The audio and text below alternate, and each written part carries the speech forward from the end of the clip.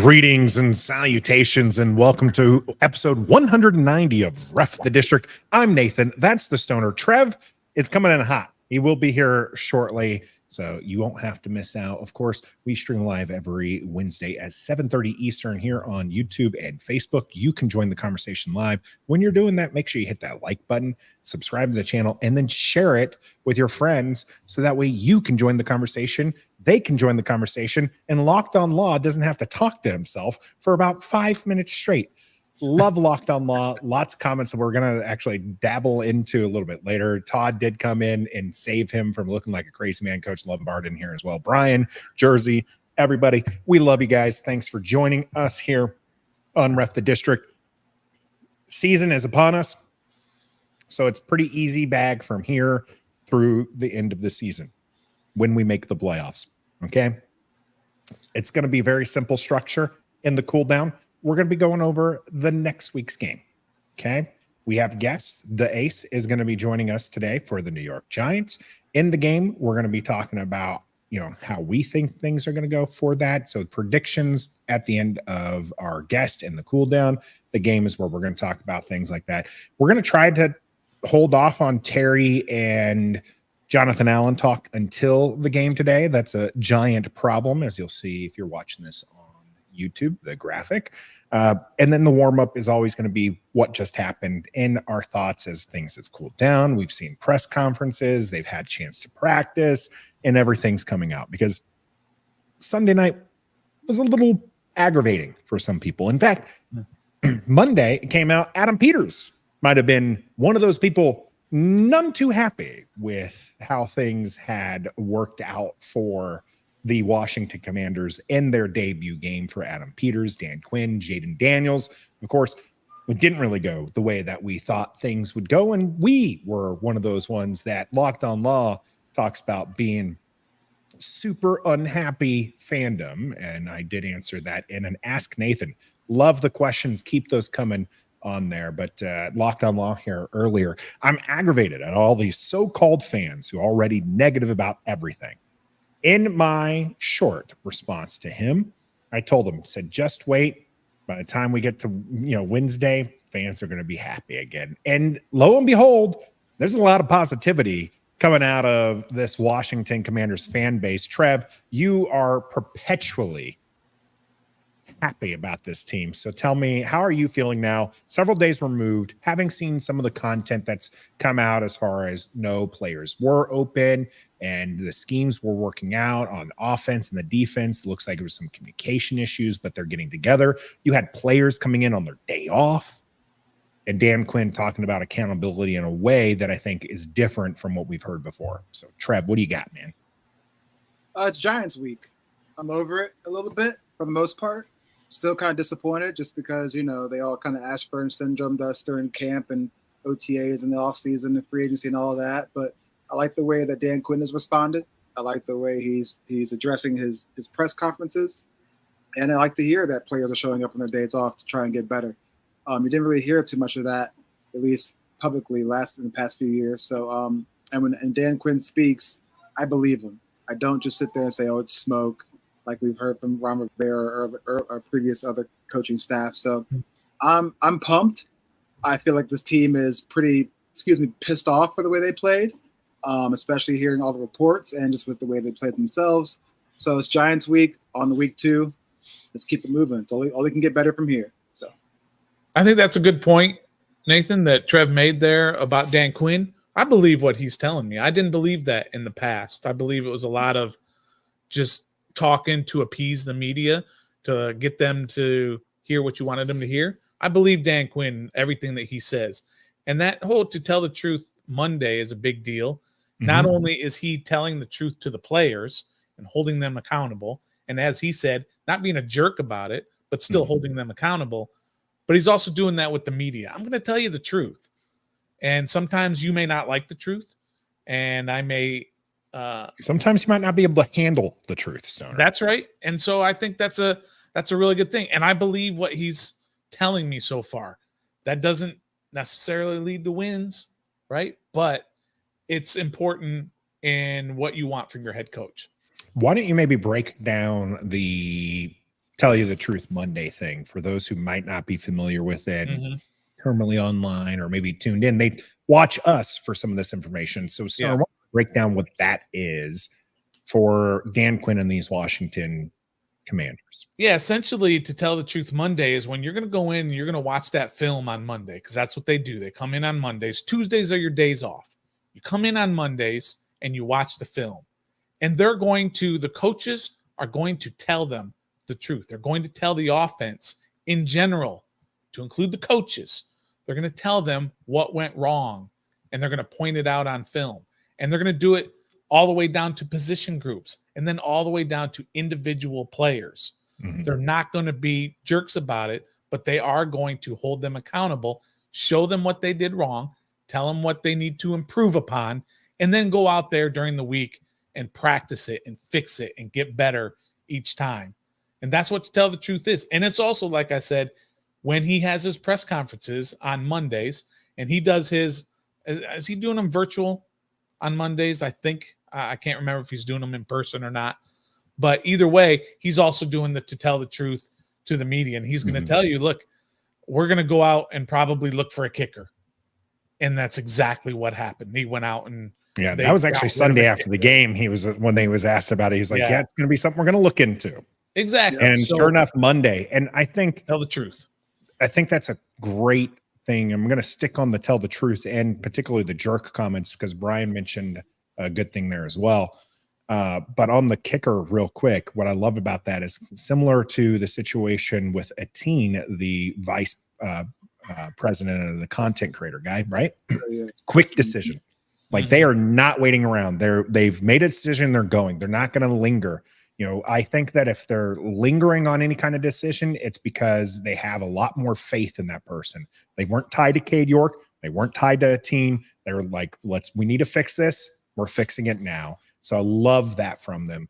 Brian talking about Dan Quinn here on the To Tell the Truth and feeling that truthfulness. Brian says he walks a fine line sometimes, soften things up a bit. But yes, I feel the truthfulness. And that segues perfectly into what he actually said. Stoney, you alluded to it a couple times, but he specifically said, you don't have to be a jerk to confront somebody. That's right. But you do have to do it. Yeah, you do have to hold the guys accountable. You have to hold them accountable. Yeah. And when it comes to softening things up, that's where you don't have to be a jerk, okay? You don't have to sit there and tell somebody that they mucked things up. You don't have to sit there and hammer it home, but you do have to tell them, like, hey, this isn't how we play football. Mm-hmm. Like, we need to get better at this. This was a mistake. Because I guarantee you, there was a lot of Jaden Daniel comments. There was probably, there was things that our young quarterback can improve on. Yeah. From my understanding, Trev, players took this very well. Oh, yeah, for sure. You didn't hear any backlash. You didn't hear, you didn't see any cryptic tweets, although Deron Payne did put out a cryptic tweet. You can hate on me out the spot. Hate or love it, I'm going to be me.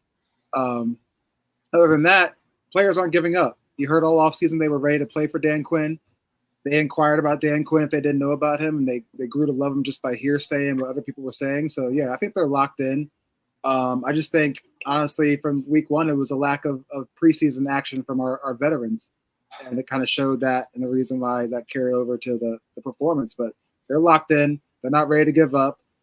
Previous years, you probably have a lot of players doing no comments after the game or just going in their own world and isolating themselves and doing their own thing. But I feel like this is actually a team and there's some cohesiveness to this. So I'm here for it. Yeah. And there was it was a stinker. It was disappointing in so many different ways, but it's also game one. This is not sort of a trend that we're looking at so far. It's just one game, and we have to keep that in mind. But it's still very disappointing how that game played out. You don't want to go into a season, a brand new season with a new GM, new coach, new quarterback, and get absolutely blown out to any team. And this week it happened to be Tampa Bay, but that's not how you want to start your season. But it's okay. They can regroup from this.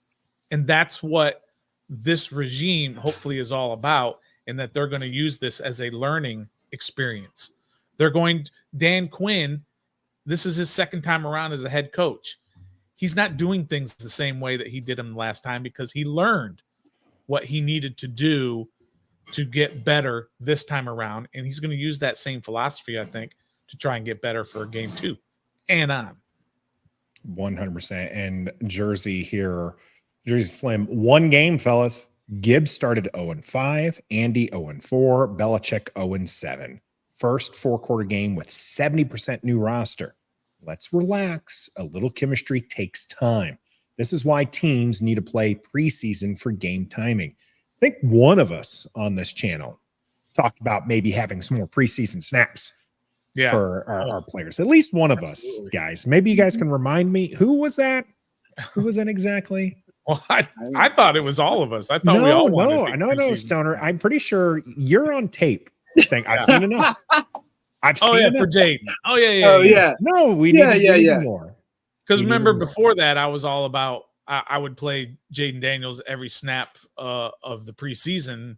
Sure. If I had that opportunity. But as you go along, I've seen enough in terms of that he's our guy. Yeah, EP definitely had some thoughts in preseason that probably she will not want to keep later on as we go. Now, there was something I wanted to specifically talk about. A lot of talk about Jaden Daniels, and we mentioned how there's probably some things he needs to improve on. There's talk in the chat right now about windows, whether or not he missed some windows or didn't miss some windows. Roger, very unhappy with shotgun runs and QB runs as he is. Roger loves himself some power running, and we didn't do exactly a lot of power running this time. But one of the things we did do, or what we saw, was Jaden Daniels in his debut actually get rid of the ball very quickly and avoid pressure. Now, he did scramble a lot. He scrambled on 6 of 12 pressured dropbacks. That's actually pretty average for him. If you look at his college numbers, 50% is right about where he does the scrambling. So when you pressure him, he's likely going to hit the run. So something to watch as we go forward. Dan Quinn talked specifically about how they want to see him be more of a quarterback. So look for that one to do it. But one of the things is with this, that he was only pressured on about 10% of his dropbacks. Offensive line, are we feeling good about it? Brandon Coleman was only in for a couple snaps or a couple series, but both those series ended in touchdowns.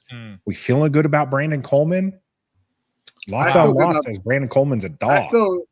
I feel good about Brandon Coleman, but I think we'll really find out this week when we face that Giants defensive line. Outside of Vita Vea, I really don't know who the defensive threat came from on the line for them. I mean, we got some pressure. They got some pressure, but it wasn't like by any of their outstanding players. So this week we got Brian Burns, we got Dexter Lawrence, and we got Kayvon Thibodeau, 3 out of the 5 defensive linemen that they use. So it's going to be a true test this week to see if we can answer that question. But so far, I'd start Brandon Coleman for sure. He was not only blocking, but he was running down the field step in step with Jaden Daniels. That was some wheels too. So yeah, I'm pretty excited about that. He's going to start this week at left tackle 100%. And there is talk from fans that they want Cornelius Lucas moved over to right tackle for Wiley. I don't think that's going to happen. Cornelius Lucas is a good swing tackle to come in case any injuries for those two. But I thought the offensive line was pretty decent this week. It wasn't egregious as it was last year when we saw so many just blatantly bad play. They weren't great by any means, but I thought that they were pretty good. Pretty good is what I would put it at. But Vita Vea is a game wrecker. Yeah. And I saw one particular play that Brandon Coleman came in and they had a double team with Allegretti on Vita Vea and hit him pretty good. Bounced off of Vea to go to the linebacker, hit the linebacker, and Vita Vea still shrugged off both of those guys and got into the hole and took down Brian Robinson. Anybody else, almost anybody else other than Vita Vea, they're not making that play. And Brian Robinson's got a nice 8-yard gain because he's into the secondary.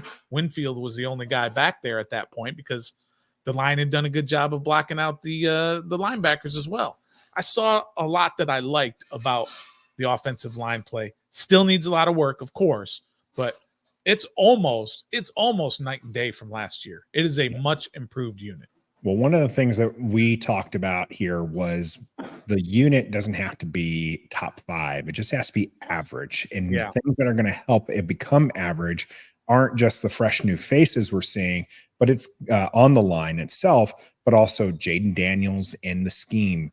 The scheme and Jaden Daniels both working to get the ball out quick. And that might have been one of those issues and where he wasn't necessarily seeing the windows is in his head. He knew that he's trying to get out this ball as quickly as possible. Yeah. Or he was tucking it and running, or the play was just designed. There was a lot of screens called as OG DMV mentions here. They were doing a lot of wide receiver screens in preseason.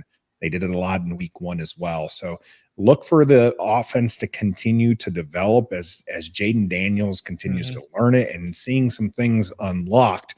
One of those things, for the love of goodness, better be Terry McLaurin. We're going to be talking about that in the game. Stick with us.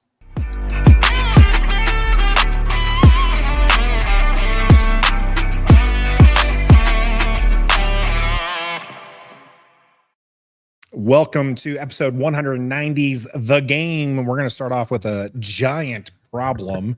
We will be getting to the actual Giants game and talking about that in our discussion.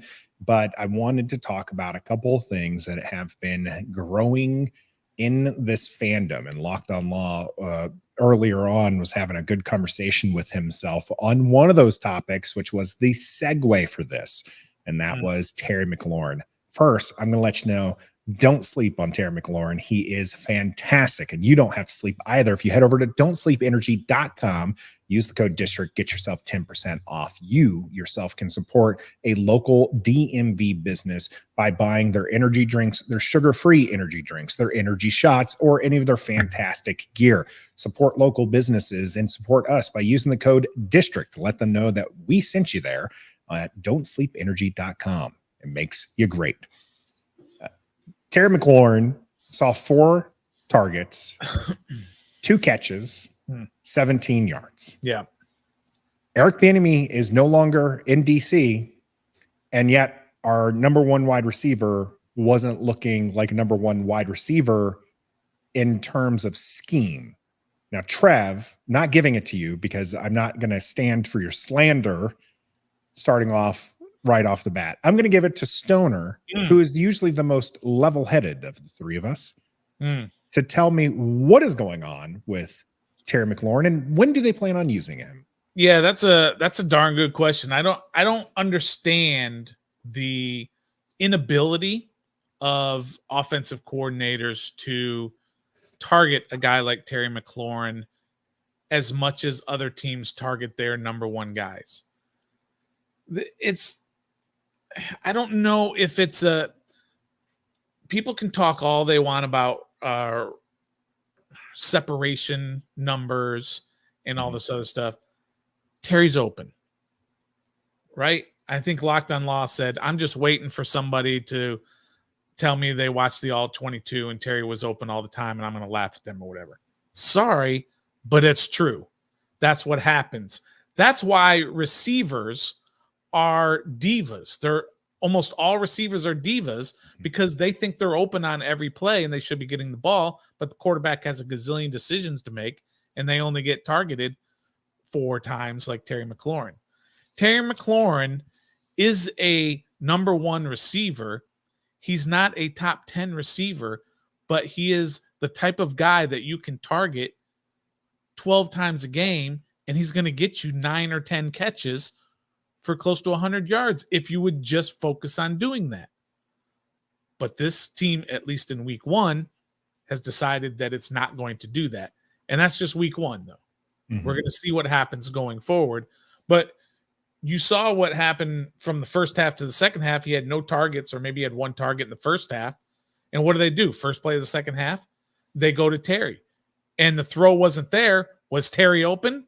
By like 3 yards. And the dude who was covering him was playing off him by 8 yards, and he still went well past that guy.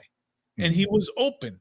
So I don't understand the slander right now from people like Trev. I wasn't going to say Trev's name. I was going to say people who want to call him wide receiver 3, which is insane. and that would be Trev. But let me throw a couple of things out at you, Trev, just from the past for Terry McLaurin. Terry McLaurin has caught passes from 13 different quarterbacks. I bet you didn't know that. And 11 of them were starters in the 5 years that he has been in this league. Okay? The Washington Commanders / football team / Redskins have been around for 90 plus years. Terry McLaurin is the only player in the history of this franchise who have had such greats as Art Monk and Gary. And Art Monk, by the way, when he retired, was he not the number one in catches in the history of the NFL at that time? Gary Clark, Santana Moss, and so on. He's the only one in the history that has had 1,000 receiving yards in 4 consecutive seasons. None of those other guys ever did that. And he did it with the likes of Case Keenum and Dwayne Haskins and Alex Smith and Sam Howell and Taylor Heineke, all of those guys. 13 different quarterbacks, 11 different starters in his 5 years plus 1 game. He's been voted by his peers in the top 100 list this year. He was in the top 100. He's been a Pro Bowler. He's never had any help at number 2 receiver. I'm going to give you some names here that are going to blow your mind. In 2019, when he had 3 different quarterbacks and he led the team in receiving, you know who was second on the team in receiving for receivers? Steven Sims Jr. In 2020, you know who was second? Cam Sims. In 21, Adam Humphries. He's never had anybody to take the pressure away from him until the last couple of years when he had Curtis Samuel, who was second on the team in receptions. The man can play football. He's still got the speed. He's still top of the league in contested catches. And just because he wasn't in the top 60 this week in terms of separation doesn't mean he's not in there in other weeks or season-long numbers. We have to stop with the slander about Terry and him not being a number 1 receiver. He is a number 1 receiver. He's not a top 10 receiver, but he's still number 1. You can win with him, and we need to stop the slander. Before I let Trev slander our man, Terry McLaurin, I'm going to talk about a couple things from Locked On Law here. All right. First one from Locked is 1,000 yards receiving. Doesn't mean anything in a passing league. Beg to differ. There were only 28 pass catchers who passed 1,000 yards last year. So it's not a gimme. It's just a number. It's an even number. It is just a number. It's a nice even number, but only 28 passed that number and that passed that mark. That means not every team fielded a 1,000 yard receiver. So it's still 4 teams didn't. Well, there's a couple of double ups in here. Yeah, so I imagine there's actually a couple of there because so not every 7 or 8 team. teams. Yeah, that didn't even have one. I'm not going to go through it right now, the whole list, because I'm not reading off all 28. But Terry McLaurin was one of those 28. And he's been one of those guys who passed that mark for 4 years in a row. You might not want to give him his flowers. You might want to call him a number 2 wide receiver on other teams, or as my man Trev is about to tell us, a wide receiver 3 on several teams. But he is the number 1 wide receiver here, and he does business when he's involved. And that brings me to the other part of Locked On Law here. A number 1 wide receiver doesn't need plays designed specifically for him. Again, disagree. Disagree as well. There are elite playmakers who are going to do whatever they have to do, but those tend to be working with other elite playmakers who are working off the cuff. Every single wide receiver is reliant a bit on scheme. Now, your Justin Jeffersons, your Tyreek Hills are fantastic just because they are so much further above everybody. The scheme, they're just going to get open any scheme that's given to them. But most wide receivers need a scheme to help them get open, especially against double teams. That's why we're seeing league high numbers in motion, because number 1 wide receivers are going in motion to get themselves set up, because you much rather have the ball in Terry McLaurin's hands than Luke McCaffrey, De'Ami Brown, Zacchaeus, Like, you want the ball in Terry's hands because you know good things are going to happen. Every play that Justin Jefferson is running and the play is designed for him, the other players are doing things to help him get open, whether it's clearing out space or whether it's play action.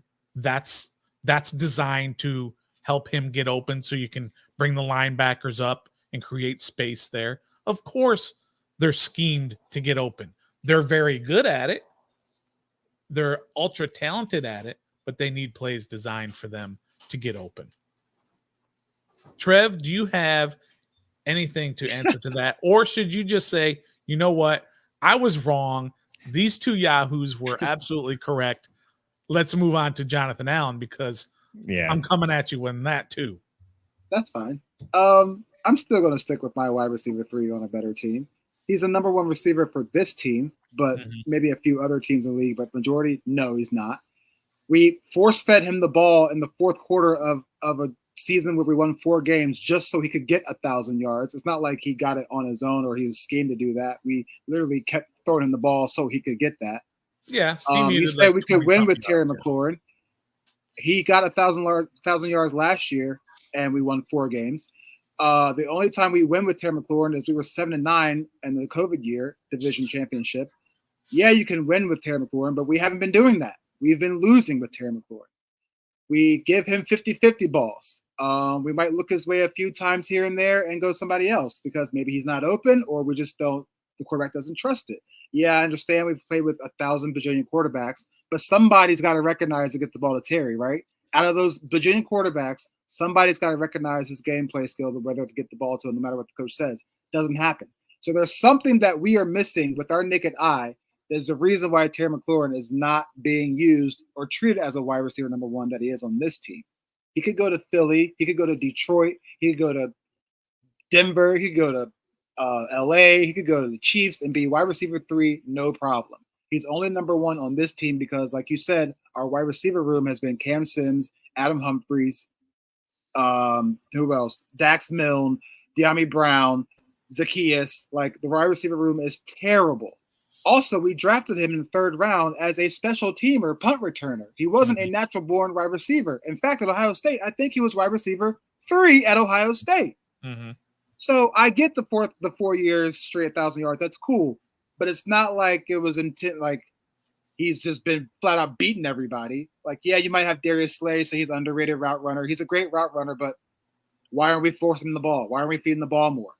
I don't care what the scheme is. If it's wide receiver number 1. You throw the ball no matter what to him. You have to trust in the guarantee he's going to get that yardage or that first down. If he wants to focus on yards after catch in year 5 or 6 as a number 1 wide receiver, that's a problem. I don't think you can't say that. He's never said that. He has. This season he said he's focused on yards after catch this season. That's what he said. He's been Ben Pelton said it. He's been in interviews and said it. That's what his focus on this year. Okay. It's year 6 or 7 for him. I don't even think he stays here past this year. I don't even think we bring him back next year. I think we let him go, test free agency, and keep going. He's just good. Trev, why is it bad that he has something he wants to improve on? I don't understand how that is the knock. You should be working to do that. I think if you're that elite of a wide receiver in the beginning stages of your game, like, why do you still have to worry about yards after catch if you're this great receiver?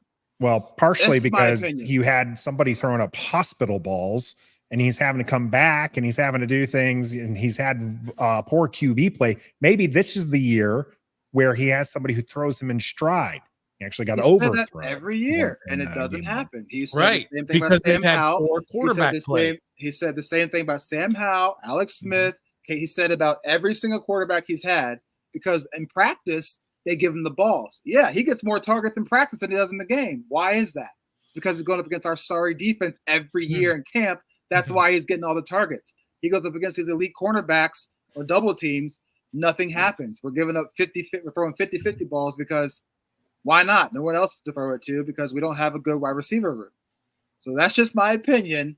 I like Terry, but he's not elite as we are making him to be. The 4th season's 1,000 yards is cool, but how many touchdowns did he have? How many of those yards helped us win games? In my opinion, not much because we barely won We won 7 games. Was the most we won. What? How many past years? 7 or 8 games. We missed the playoffs. How many years? Terry McLaurin on our team. I mean, there's a reason why there was such a huge roster. I know it's not just that, but like, if he's our best player on offense, he should be highlight reel every single game. It's just not there with him. And so far it's not. Maybe this year's his breakout year after spending a bunch of years here with us already, but I'm not buying it yet. That's just my opinion. Sorry for the slander, but I can understand some of the things that you're saying, Trev, and they are concerning to me as well. And the biggest one is probably, if you are that guy, then why are they not force feeding him the ball? I understand that. Why is one thing I do have a problem? Receivers? Well, one of the thing I do have a problem that you talk about is that when you say all the things that he's done and the team has still stunk, that doesn't fly with me, because you can have great players on a team and the team can still stink, because this is football. I know. You 22 starters. Guys, he plays 1/22nd of part of the team, and he can't do everything.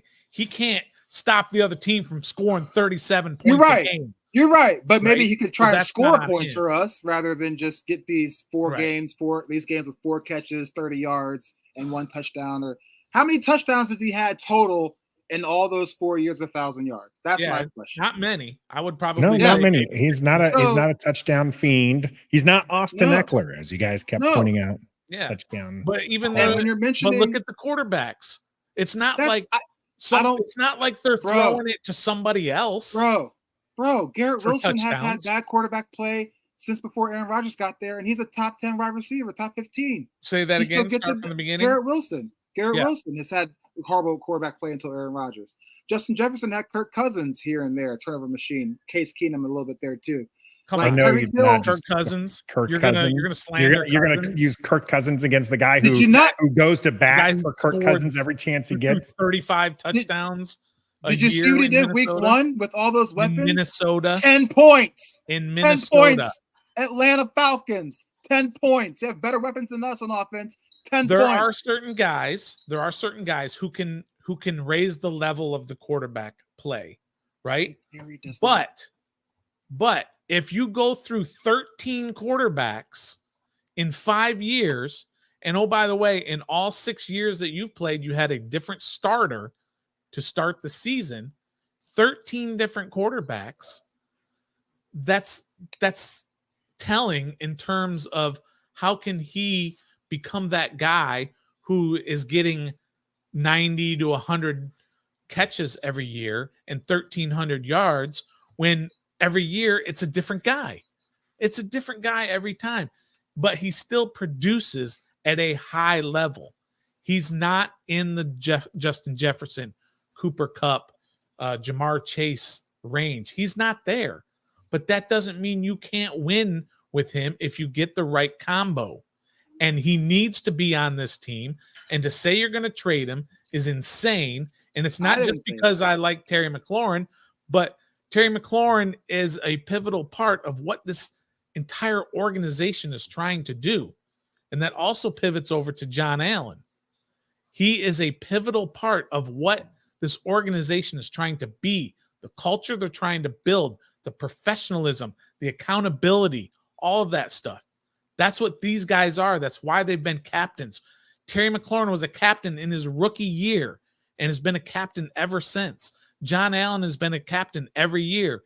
Maybe he wasn't first game this year, but they're going to be rotating that more this year because the coaches and the leadership of this team recognize the importance of what they're doing, not only on the field, but in the culture of this organization. It has not led to winning.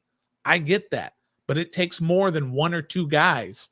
And you can't just say we have to get rid of 53 guys every year because we didn't win. There are still guys. The Giants are terrible. Should they cut or trade Dexter Lawrence, their best player on defense? That would be insane to do that. No, they should not do that. You build. You have to build. You can't just say, We're getting rid of guys because they've been here for 6 or 7 years and they haven't won. That doesn't mean they can't. And these guys are important. And Terry McLaurin is important to this organization. And John Allen is important to this organization. And even Deron Payne is important to this organization. And for people to say that we think they should be traded, they're going to be traded, they're not. I got bad news for you if you think that. It's not going to happen. These guys are important pieces. Jeremy Reeves. You guys wanted to get rid of Jeremy Reeves in the first mini camp. A strong word. We said you guys wanted to get rid of him. No. Trev bet me $1, and all I did was was one of the first people to bring up that he might be a cut. Yeah, but you guys, it's in football. It's important to have these guys for the culture, and I understand that they haven't won before. But the coaches recognize some of these guys, and Jeremy Reeves was given a C on this past Sunday for the special teams captain. It's important. You have to look past. You can't have 53 studs on your team. You have to have really good players in other positions as well. And Terry McLaurin is that really good player in the wide receiver 1 position, and so is John Allen. I know culture is everything when it comes to football, or at least almost everything. It's a valid part. But let me ask you this. Does culture get you to the postseason? Eventually it does. Wins? Eventually? We've had John Allen for here for a decade almost. And how many times have we reached the postseason with his culture? Right, that's what I'm saying, Trev. You keep it's got to translate. Some people are just better. Because they haven't won yet. Some people are just better leading the huddle pregame than they are on the field. Jeremy Reeves, I'm not questioning their leadership. It's great, but can it translate to on the field leadership? No, it does not. John Allen can sit there and scream with a pregame talk till he turns blue, and then he's got how many pressures in the game? 4, and how many sacks? 0. Like you don't. I love the culture. I love the leadership's in the right spot, but we got to win games. We got to perform better. Culture does not translate to the field for this team. But why is that John Allen's fault? Because why is that Terry McLaurin's fault? Because these are the guys who were taking that step to become leaders and build that culture. We'll translate it to the field. Like, I understand culture is important, and it took us a long time to build a substantial culture here in Washington. It seems like we're on the right track, which I'm all for. But we got to win games. We can't win pregame huddles. We can't win postgame speeches. We can't win halftime speeches. We can't win captains awarded captainships. We can't do that anymore. It's time to win football games. You can tell me, oh, do your job until I turn blue. But if you don't do your job, why am I going to keep listening to you? But that's what I'm saying. They are doing their job. John Allen is doing his job. Off the field. On the field as well. 100% he is. Would you like some stats for Jonathan Allen in terms of he's 3 straight years in the NFL top 100? Sure, that's a voting thing, but that's voted on by his peers, right? Somebody's got to get 2 years ago. He was playing at an all-pro level, and he was at 54 ranking in the entire NFL. They said he was the 54th best player in the entire league. In 2022, his pass rush percentage was 6th best. Last year was 16th. Total pressures in 2022, he was 10th for defensive lineman. I'm sorry. Didn't you come on here and preach you don't like the pressure stats? He was 10th. Hits, he was 17th. Hurries, he was 9th. Win percentage, 12th. Last year, his win percentage was 8th. He's not Aaron Donald. He's not Chris Jones. We need him to be that. Very good player, and people want to attack him because he's the guy that fires the team up at the beginning, and then they don't win. That's not 100% on John Allen. Not only don't win, he doesn't perform that well. He does perform. Trav, you're way out of line on him not performing well. He's good, but he's not. Nobody fears the defensive line anymore. Yes, they do. They don't. 100% no, they do. Don't. They did when we had Chase and Montez and them two, but now that we have those two left, they're not feared anymore. I disagree with you. You just saw it Sunday. What'd you say? He had one nice run stop. They got a few pressures. They didn't finish the play. And you said on Sunday, pressure stats are like not cool for you, and you just gave me a pressure stat. That means nothing to me. If you get pressures and don't finish the play, you know what you're remembered for? Not finishing the play, not the pressure you got. They So did not I'm finish on I'm Sunday. just done with this pregame speeches. He can be a leader. He can be a silent leader. There's a plenty of those. We're all three of us are silent leaders. I do wonder if it is just- time for Yes. somebody else to take Jonathan Thank Allen's you, bro. leadership spot. This ain't Alabama on no defense. more. Yeah, you came from Bama. You're part of the Bama wall, but this ain't Alabama no more. I'm not going to It's trash crazy. Jonathan Allen and for Don't be scared, dude. reasons Trash here. it. Let's see if I can't get that on camera there. I'll There we trash go. him if it's deserving. Yeah, if it's I got a if Carson it's Wentz due. jersey and I trash Carson Wentz. That don't mean nothing. Oh You can my trash your goodness. favorite You're player. not comparing Jonathan Allen to Carson Wentz. I'm just saying I have his jersey, but I still trash him. So No, it's just come on, man. It's just not. Jonathan Allen is absolutely a top 10 defensive tackle. If anyone wants to argue with me, I will bring up the stats. It is very clear as day. Oh. This guy is easily one of the top defensive tackles. Go ahead, Trev. Name 10 better than him, please. Go through your list. I'll give you time because we have to go to our super chat here. I can name five. Which is the Hawk. Yeah. TV here. Bill Belichick was famous for trading players a year or two early before their primes. Remember the defensive end he traded to the Raiders, or even Ty Law. First, thanks the Hawk TV for $9.99. Ooh, about to take up your whole bank check here. The $9.99 super chat. We appreciate you. And yeah, this is something I feel we're going to see more of under Adam Peters. Is players who might not work out or might be getting near their prime, might not stay with Washington. There's a game to be played when it comes to this. Now, Bill Belichick was fortunate enough to have a QB that was otherworldly and darn good for a long period of time. And that allowed him to get rid of some players and restock. You'll see, though, in the last 4 or 5 years of his tenure there in New England, Bill Belichick did not do well by trading away those key players. Now, that's right. Washington might be able to get something from Jonathan Allen, may be able to get something from Terry McLaurin, but is it going to help build this team? Now, I did mention Jonathan Allen, a lot of people talking about the pregame speeches. This is something that you see a lot in military as well. You know, if you have one leader who keeps speaking, even though they're saying the right things, they're doing everything they can, but the results aren't getting there, you see a replacement come in. And I wonder if that might be time for Jonathan Allen, because these defenses, even under his leadership, player leadership, have not been what they should be. He keeps giving the same speeches. Are those falling on deaf ears? That'd be my only complaint, because what he does on the field is fantastic. Yeah. So when you're talking about you got to get a different voice in there, right? And like in the military world, when you have somebody leading and you got to you're not talking about firing the guy and getting rid of him. You're just talking about a different voice to lead for that particular situation. So yeah, I don't have any problem if they get a different voice in there. But to say that he should be traded, or I've even seen cut, same with Terry McLaurin, that's ludicrous. That's you're not cutting a player of Jonathan Allen's caliber. Yeah. And if you do, you better be at the top of your game in terms of where the team is.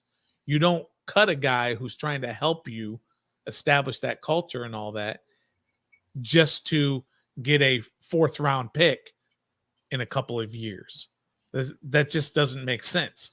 I understand Bill Belichick did it and was successful at it, but he was winning Super Bowls and he had a great ability. Him and his team had the ability to draft guys in middle rounds and they would become successful players.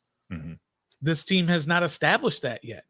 You've got 53 players, 31 of them are different from last year, and you just got blown out in week 1 and you want to get out. You want to get rid of one of your best players? Bro, it's not just week 1. We won 4 games last season with the same. Okay, but this is a new regime. This is a whole new roster. We've talked about that. If you're that elite, it shouldn't matter about regime. It should be your style. He of play legit has been playing elite on the field. It's not him. It is not him, Trav. One thing that we haven't really discussed here, and is one of the reasons why people are very harsh on Jonathan Allen, is there was a report that came out that he was the first one to hit the team bus after losing to Tampa Bay. Sav here is asking, is there anything to the story about Allen ducking out and hitting the bus before anyone else? Well, the report can go directly to one person, right? And I don't know the guy, but he's a beat reporter, Lake Lewis, right? He is he's the one who reported it directly. We've all seen the clips that's been floating around. He said John Allen was the first one to the bus. I have no reason to disbelieve him, but he also said in that same interview, 2 sentences later, he said Jonathan Allen didn't make one play the entire game, which was not true. Now, he may have only made one play the entire game, but he did make a play. And to say he didn't make a single play the entire game is completely untrue. So I'm not saying that what he said about him getting to the bus is wrong, that he's just making it up. I don't believe that at all. I believe him when he says that. I do have a little bit of a problem with it. I don't have a big problem with it. Yeah. Brian asking, has it been verified by any other beat reporter? Not that I've seen. Said anything. Nikki J, John Keim, those Ben Standing, those are usually the top 3 who would kind of, tie into this and say something about it. Haven't heard anything from them when it comes to that. So as far as that's there. And I mean, I believe it was Hermit who was just like, well, has anybody refuted it? Nobody's done that either. So that's fair. They haven't doubled down. Well, nobody else is talking about it. No one's also said we haven't. Nobody else is talking about it. No, it's just. I do wonder if the team will ask about it. I wonder if we're going to see something later this week where it's addressed. Jonathan Allen, you were first one on the bus. What was going through your mind? Let me ask you this, and this is being a little bit too simplistic, but are we just going to cut everybody who's the first one on the bus for every team? No, I'm not. What does that mean? What does it mean? Cut everyone first to the bus, and you make sure you sign whoever's first to the practice field. Yeah, because that was every single time in OTAs. I'm asking a serious question. What is that? What is the problem with being first on the bus? I'm just asking. What's the problem with it? What I believe what is those crickets in Trev's room are telling the story. I don't. I'm right next to the window, so on the screen. Sorry. What's the problem with being first on the bus? I'm just asking. I don't know because we don't know. Somebody's got to be first on the bus. I don't. Yeah. I don't know. We don't know. Did he say? But did he say he ran away from beat reporters to be first on the bus?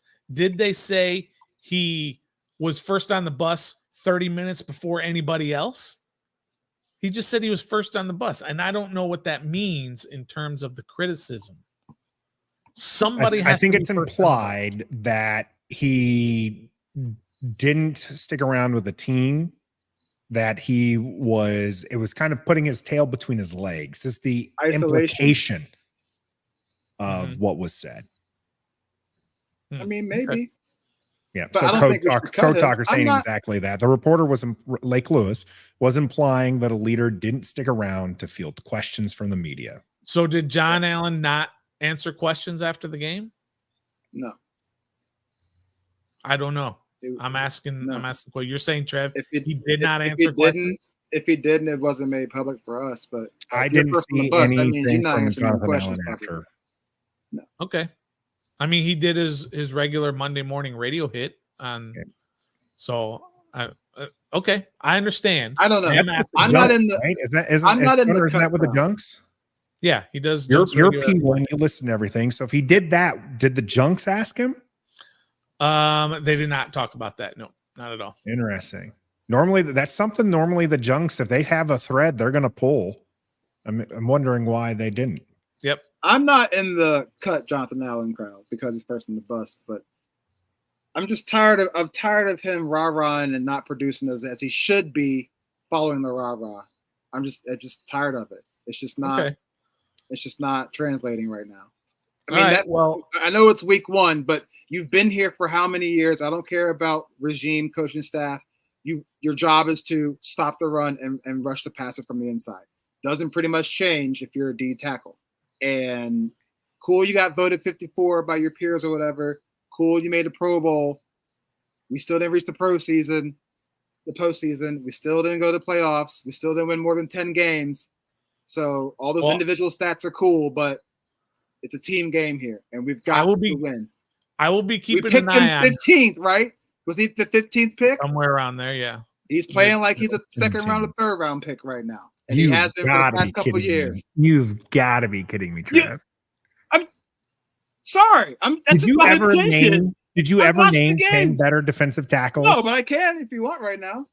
I told you get your list together. I gave you ample time to find Jones, 10 because you're not going to, because he's solidly in that 5 to 7 range. Easily. Chris Jones, Kansas City Chiefs. Dexter Lawrence, New York Giants. Quinn Williams, New York Jets.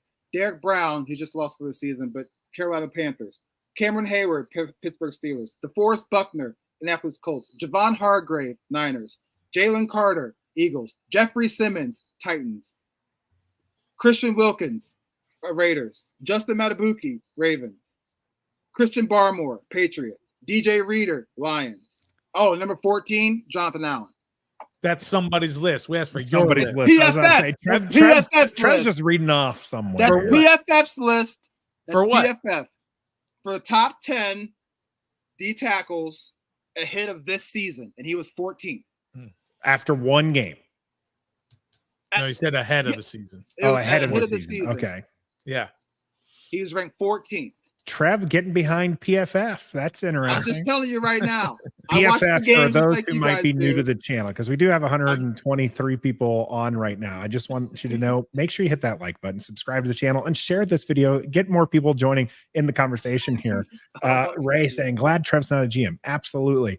I would have picked with our relationship with PFF. Well, we're on the Believe Network, and they have so are the PFF team. We only ever bring up PFF on this show when it fits our narrative. We never bring it up when it doesn't fit our narrative. Right. So Trev bringing it up is classic ref the district. This fits my narrative. I'm going to bring it up because I guarantee you Trev would have ignored that article if Jonathan Allen was listed 7. We would not be hearing about it. He'd be pulling up some other list from Yahoo Sports. If he was to tell us, this 7, is what it is. I would. But he's not playing like he's number 7. He's playing like number 14 that he is. I'm sorry. All right. We extended him. When we extended him, was probably the last time he's really had a true impact on the defensive line. Trade the 14th best defensive tackle. That seems like a smart way of building a team. Coach Lombard has Allen at defensive tackle 19. We'll tweet us later on that one. I'm interested in this. That one we might have to build a whole list up and maybe another whole program, because that's not the main focus of what we wanted to talk about today, but it has taken up quite a bit of time. Lots of fantastic discussion, and the chat is going wild. We appreciate everybody in there, and we apologize if we don't get necessarily to something that you've said or asked us. Just keep trying. Just don't spam the chat with the same question, but do try it again as we go through. Let's move on to an actual problem Washington has. They don't have a wide receiver 1 problem. They don't have a defensive tackle number 1 problem. They have a problem against these New York Football Giants, who have just absolutely cleaned us for quite some time. And as Tall Stack here said earlier, until we actually beat the Giants, I can't pick them, meaning Washington. How can we claim we're a good team when we can't even beat them at their worst? Dabble is 3-0-1 against the Washington Commanders. Now, we did refute that. That was our friends over at District Divided. Shout out to them who came up with that one. But we refuted that because this is a whole new team. Dan Quinn, very successful against Dabble. Where is that dichotomy going to land? Is it going to be on the Giants side, who have owned us for the last few years, or is it going to be on Dan Quinn's side, who has absolutely embarrassed the Giants? Daboll versus Dan Quinn in those 4 games. Daboll is 0-4, and he's the offensive guy, right? Even though he's got an offensive coordinator, he's the offensive genius guru, right? 13.3 points per game, 245 yards per game, and gives up 5 sacks per game to a Dan Quinn defense. in the 4 times that they have faced each other. So Dan Quinn understands how to stop a Brian Daboll run offense with Daniel Jones. So I think that plays well. But I don't think we should talk any more about the Giants unless Trev changes his shirt from his Giants blue color. This is not What are we Giants doing blue here? color. It is the Reverse, Giants blue it's color. reverse psychology. Yeah. All it is. Mhm. You want some good nuggets about the New York Football Giants? I would in love this some upcoming good game? nuggets. I've got some We really did have good some stuff chicken here. tendies today, so some nuggets. Little sidestep there. So, the New York Football Giants, they won 6 games last year, right? They were 6-11. 2 of those were against Dang. Washington, right? Isn't that crazy? Thanks for Jaden. No, it's not crazy. It's not crazy. Yep. And the other 4 games they won, Arizona, who was terrible, New England, Barely beat. who was terrible, and they beat Green Bay. That was their best win of the year. And then they beat Philly in the last game when Philly wasn't playing anybody because they already had their playoff spot locked up. Of course, we know that Brian Daboll is taking on the role of play caller this year. Mike Kafka is still the offensive coordinator technically, but Brian Daboll is now calling the plays. They've got a terrible offensive line. They were the worst offensive line last year, and they didn't do a whole lot to address it this year. Andrew Thomas is pretty good, but that's about it on their offensive line. They were dead last in explosive plays last year. The Giants, right? What? You just proved my point. What? You said they had the worst offensive line last year. Yeah. And they beat us twice. Who Right. plays defensive line for us? I know, but Just saying. Just saying.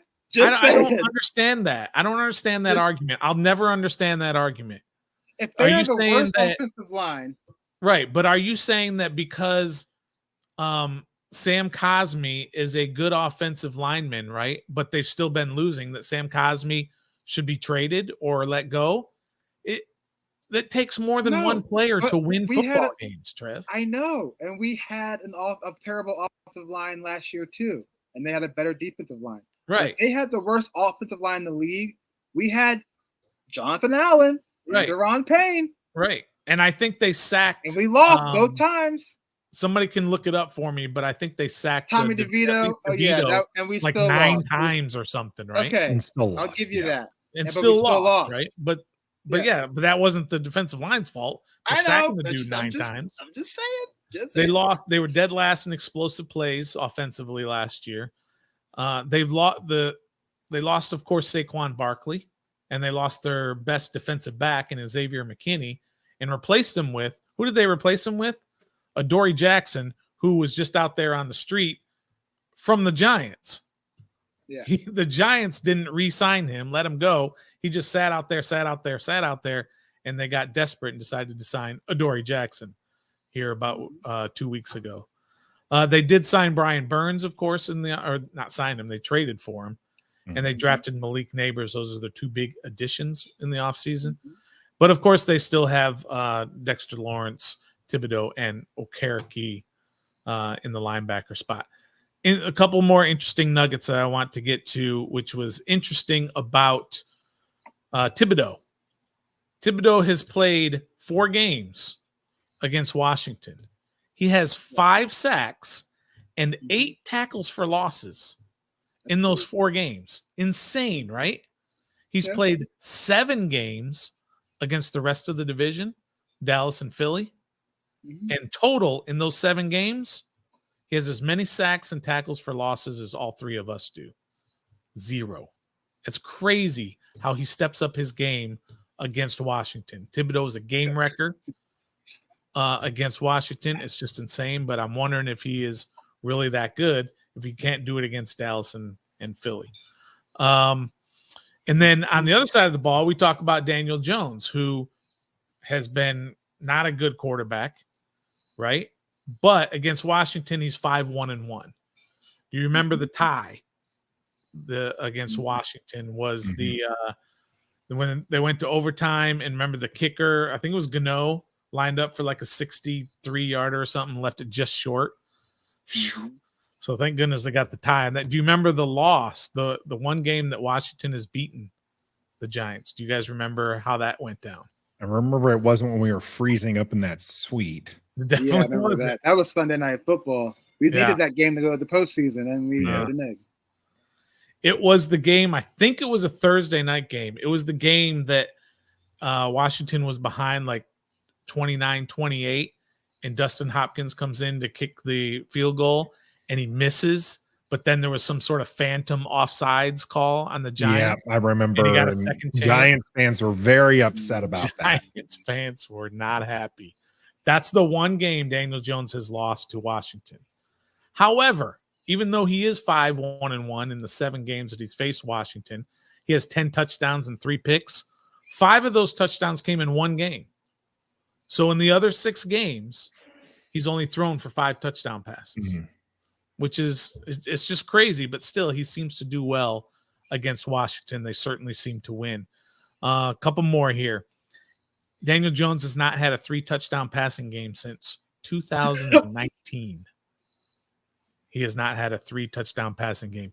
He's gone 39 straight games without throwing back-to-back 2 touchdown games. 39 straight games. And in those 39 games, 16 of them, he hasn't even thrown 1 touchdown pass. He's had in 16 of his last 39. I can't believe they paid him money. I really, that will forever baffle me.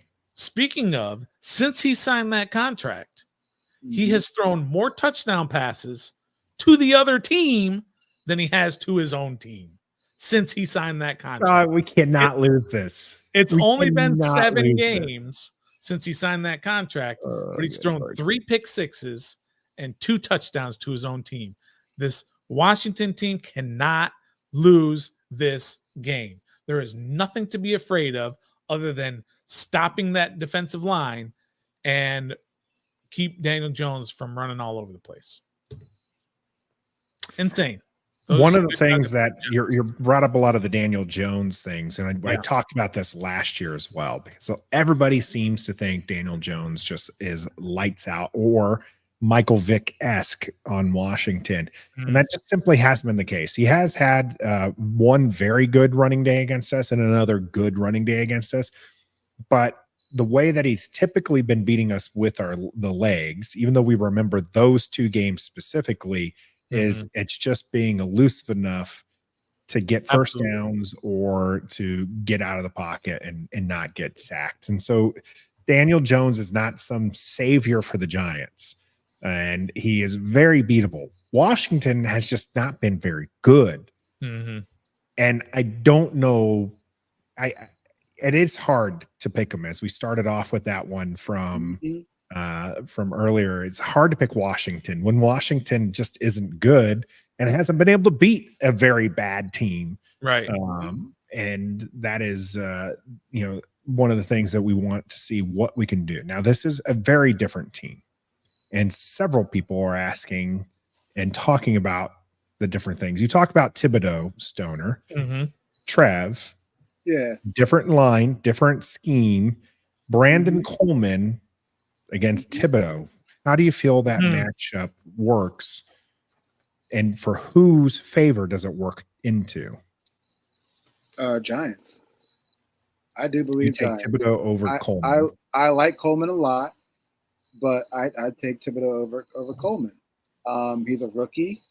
He's never faced a pass rusher in Thibodeau's talent yet so far in the NFL. Thibodeau, say all you want, he's still a beast. He's still somebody we got to account for on that defensive line on the edge. I'm taking Thibodeau. And I'm nervous because we're still trying to gel as a team. They pretty much have that gel intact with a couple extra pieces on offense in Malik Neighbors and Devin Singletary out of the running back in the backfield. So this game is not a slouch. They might have laid an egg week 1, but so did we. We still have pretty much the same defensive line on the interior, and we still can't win. They have Malik Neighbors and Jalen Hyatt on the outside, and our corners are trash. So I'm taking Thibodeau over Coleman to answer your question, but I'm really, really nervous about this game, to be quite honest. I think when you look at them offensively, there's really the only thing that you're concerned about. I mean, they lost their best tight end, Darren Waller, right? They lost their best player and Saquon Barkley, and they bring in Malik Neighbors. Are you scared of Devin Singletary? Are you scared of Wan'Dale Robinson? Are you scared of a Daniel Jones coming off a bad knee? You're not scared of those. You should be able to game plan to stop a Malik Neighbors and to be able to neutralize Devin Singletary. You should be able to do that. That's all I'm saying about that. This is not a team offensively. And when you looked at them last week against Minnesota, Minnesota's defense, not that good last year. And they completely shut down Daniel Jones in this offense. And Daniel Jones did not look good running. He's coming off an ACL. That makes sense, right? And he wasn't able to find Malik Neighbors that often. So offensively, there's not a whole lot to be scared of. And look what Sam Darnold did to that defense, the Giants defense. I mean, Sam Darnold looked like the second coming of Baker Mayfield. The way Baker Mayfield played last week. Right? That's how good Sam Darnold looked against this Giants defense. So it's also a KOC offense.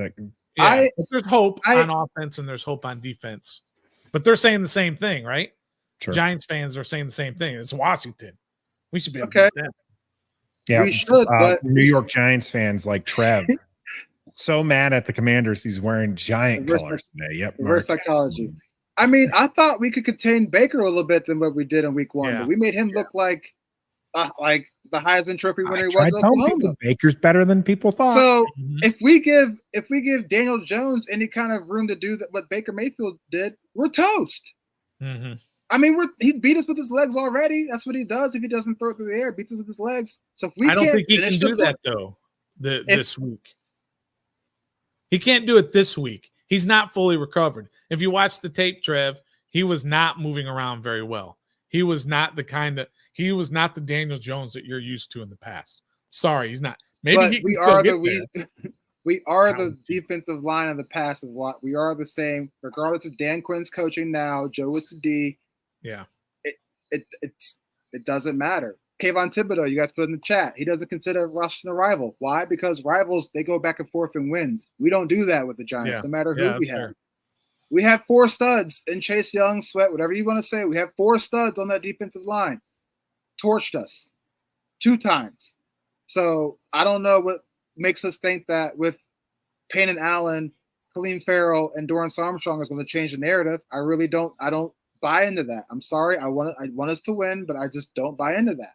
Do you buy into the Dan Quinn leadership aspect in that the team was embarrassed against the Buccaneers in game 1 and that they're going to come out a little bit different in this game with a little bit more attitude and a little bit more attention to detail?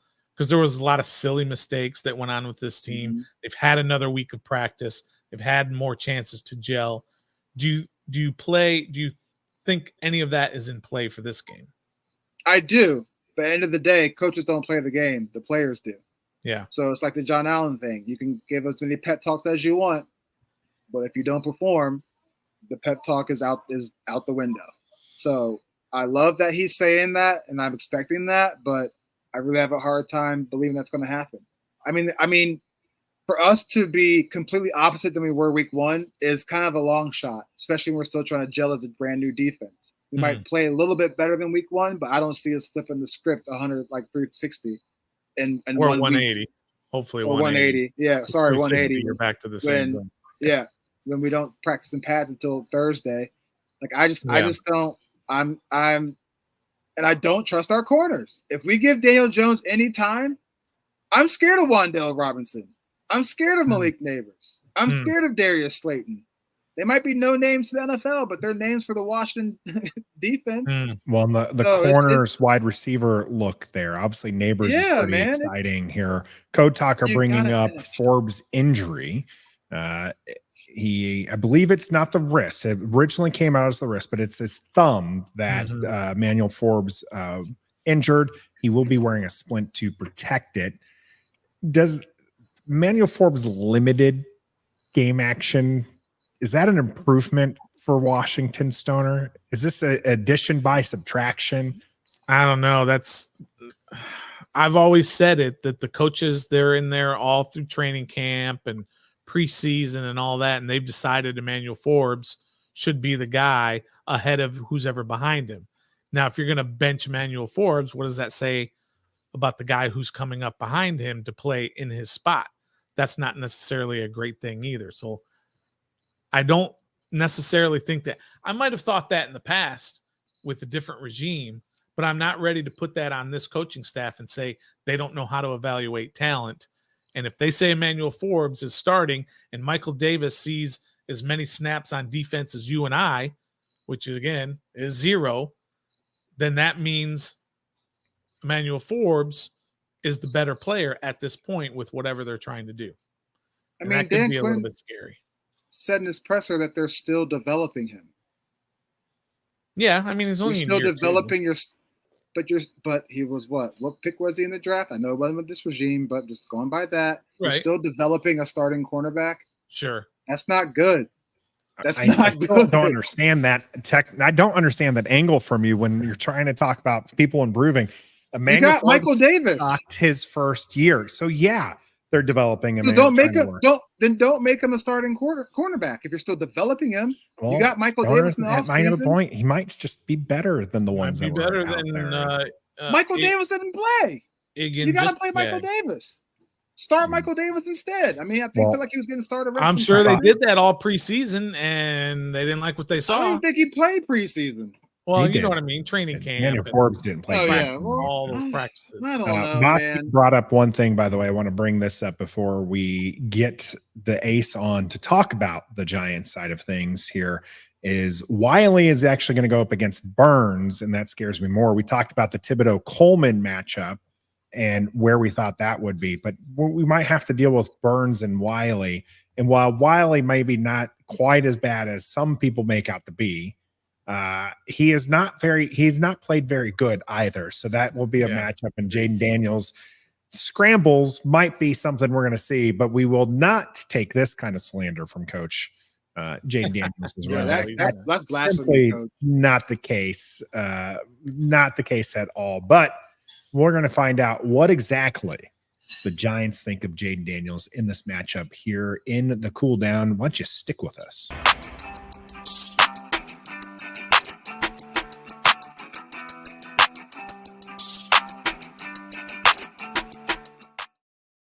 Welcome to the cool down here on episode 190 of Ref the District. We're going to be talking about versus the New York Giants. First home game for the Washington Commanders. It's the return of the gold pants and a storied rivalry that's not a rivalry, according to Thibodeau, because it's been one-sided. So why don't we bring in one of our fellow content creators when it comes to the New York Giants, the Ace, as if I can click on the right button there, we'll have you on the channel. Thanks to Ace for joining us. Did I actually fix the applause button? Give me one. No, did not fix the applause button. So here's some cheers for you, the Ace, for joining us here on Ref the District. We appreciate it. We talked a little bit about our side of things, and there's a lot of fear coming from Washington Commanders fans because of how this matchup has gone. And we collectively kind of feel like maybe the Giants are looking at this game as their get-right game after the Week 1 loss against Minnesota. How are you and the other New York fans looking at this game against Washington? Well, first things first, appreciate you guys for having me on. You know what I'm saying? I love the channel. Everybody that's listening, make sure you guys hit that like and subscribe. Stoner, second time I got to collaborate with him. He came on my channel for the Behind the Team segment, which as a content creator, it's my most viewed video. I love it, but as a Giants fan, I'm shaking my head at it. But to talk to the point about Week 2, Giant fans this entire week has just been a disaster for Giant fans. Like with all fairness, because last week we looked terrible on all sides of the football. Nothing came out good. As far as this being a get right game, for me as a Giants fan, it's kind of a wait and see what happens, because we also thought we were also going to get a very favorable matchup against the Minnesota Vikings last week. and they came in and absolutely smacked us. Now, the Giants and Daniel Jones have all had success against the Washington Commanders. Like I had posted earlier, Daniel Jones is 5-1-1 against the Commanders. So it is a team that he does have, like I said, success on it. He has seen some of his best football against. But this week is, we have two teams that are kind of very similar. You know what I'm saying? We're both kind of in the rebuild mode. Now, Daniel Jones is in year 6. We kind of know what he is, but this is year 3 of the Brian Daboll, Joe Shane regime. So both teams are kind of at the same level, in my opinion. So I do feel like it is anybody's game. It really is just going to depend on, in my opinion, execution, which team is going to execute, because both teams look like they were playing in preseason games for week 1. You know what I'm saying? Which that's a whole different topic that we could always get into as far as having to play your guys in the preseason. But as a Giants fan, last week, the 100-year anniversary, all the big Giants are in the building, all the hype about it. You released those ugly ass jerseys, who me personally, I don't think they're the worst jerseys. I think the tan pants make them look bad. If it was a different color, it'd be a different story. But we absolutely got smacked last week, and it was terrible on all sides of the football. Nothing worked. So we're going to see if we can get some things going in week 2 versus the rival Commanders, who, like I said, we have had success against. So watching the off-season Hard Knocks, which in my opinion is 1,000 times better than any Hard Knocks they've ever done. It gave us insight into a football organization like never before. Just so happened to be the Giants. And I think it did the Giants a disservice, to be completely honest, because it gave us an insight. It gave everybody a look that said Brian Daboll, Joe Shane, they have zero confidence in Daniel Jones, and they were going to try just about anything to get rid of him. And then the Saquon Barkley deal and everything. And I think what that did is it put a target on the entire organization and more pressure on them. Do you see the possibility of, because of Hard Knocks and what we saw, that if things don't go right this year, they're just going to wipe the slate? They're Joe Shane, Brian Daboll. I mean, everybody is going to be gone and they're going to start all over again. Of course, Daniel Jones will be gone. But is that something that is a possibility, specifically because of Hard Knocks? Because we may not have had that insight had that not been around. Yeah, I don't think those two things correlate, in my opinion. Because it was like the worst kept secret. Once they gave Daniel Jones that contract, which we have an out after this year, you knew that this regime wasn't 100% right. Especially because, all things considered, if you want to take in hindsight, what they should have done was they should have picked up his 5th-year option. And because that would have been the cheapest bet, and then you could have seen what you had from him in the evaluation season and then moved on. Instead, they offered him a contract with outs. So I don't think that if the Giants don't do well this year, that they're going to look back at Hard Knocks and say, okay, that's the reason why Joe Shane and Brian Daboll need to get out of here. Me personally, they need more time. And the best way that Joe Shane and Brian Daboll will be able to extend their careers is by drafting one of these rookie quarterbacks next year, because you're not going to move on from your coach and your GM when you just draft another quarterback. And if the Giants season, which I wasn't very high on, I thought that we were going to probably get about a 6-7 win season based on the schedule and based on everything that was going on. But Hard Knocks in general did give some really good insight. Like, I agree with what you're saying. I think these type of Hard Knocks versions are better because we got to see a look in the front office. But the writing was on the wall. They wanted to move on from Daniel Jones. They inquired about moving up. It's just, you guys weren't going to trade down with us. You know what I'm saying? Like, Brian Daboll showed how much love he has for Jaden Daniels because they chose to spotlight that a lot. The Giants have full creative control, and yet they chose to push that to the forefront. So they tried. They tried to move on. You know what I'm saying? But so I don't think Daniel Jones is the guy. I don't think we have our quarterback. And I also don't think Hard Knocks really affects what goes on with them. They need more time, because I'm tired of this. As a Giants fan, I'm tired of this constant changeover, because like John Mara was right to an extent. We did ruin Daniel Jones. We had, like, I'm not saying that his career would be different, but it is true that he's went through all these different coaching changes, all these different head coach GM combinations, and he hasn't had any semblance of stability. Now, week 1 under Brian Daboll looked very good. I mean, year one under Brian Daboll looked very good. Year 2 was a huge step back. My thing as a Giants fan, if those 2 years were inversed, maybe people have a whole different perspective on the coaching staff. But me personally, I don't think Hard Knocks gives the hot seat to Dayball and Joe Shane, especially not Joe Shane. Daniel Jones will be gone before Brian Dayball will be gone. I know you said that both teams in New York and Washington look like we were playing preseason games last week for week 1. Was there anything from Washington's side that you see poses a threat for your Giants in week 2, even though we both sucked? I'm going to say Jaden Daniels' legs, like the usage of him, I didn't think they were going to let him do that out the gate. Thought they would try to settle him down more, but you're going to have to game plan for that. Now, we do have one of the better linebackers in the league in Bobby Okereke. So you're going to have to keep that spy on Jaden Daniels, in my opinion.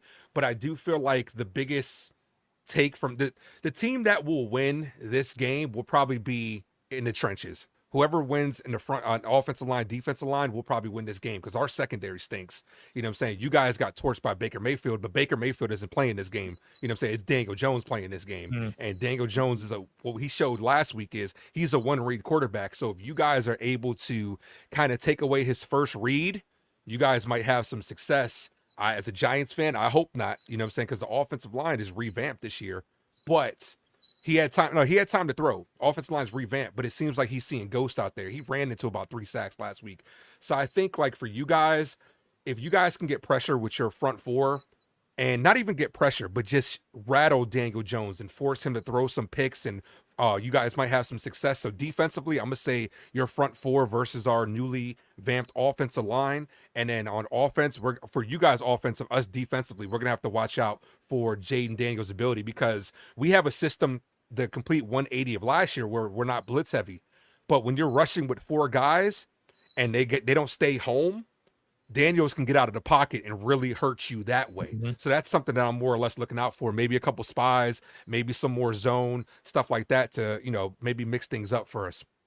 Yeah, Jaden Daniels' quickness surprised me. I know he had the top end speed, but he was hitting those holes very quickly last week against the Bucs. So maybe that will bode well here for Washington. Now, you said something that worried me. If it's going to be in the trenches, Washington's had some issues with that on both sides of the ball. Now, favorably, the defensive line did get a lot of pressure on Baker Mayfield. He was able to escape. Now, if you're telling me Daniel Jones is seeing ghosts, great. The problem is Daniel Jones does have a heck of a safety outlet in Neighbors, and we have nobody outside of possibly Mike Sanistril, a rookie, and I wouldn't even put money on that can cover Neighbors. How good is Neighbors, and is he going to make us look foolish in DC this weekend? I'm excited to see game 2. Brian Dayball came out earlier today, and they had asked him as far as what can you do to get Malik Neighbors the ball more? And he just said it's simple as this. You got to throw it to him. You know what I'm saying? Like when you have a number 1 receiver, like you guys were talking about earlier with Scary Terry, when you guys have a number 1 receiver, sometimes, man, if he's single coverage, he's still open. Force feed him the ball. Design some plays especially to get him open because Brian Dayball took over as play caller this year.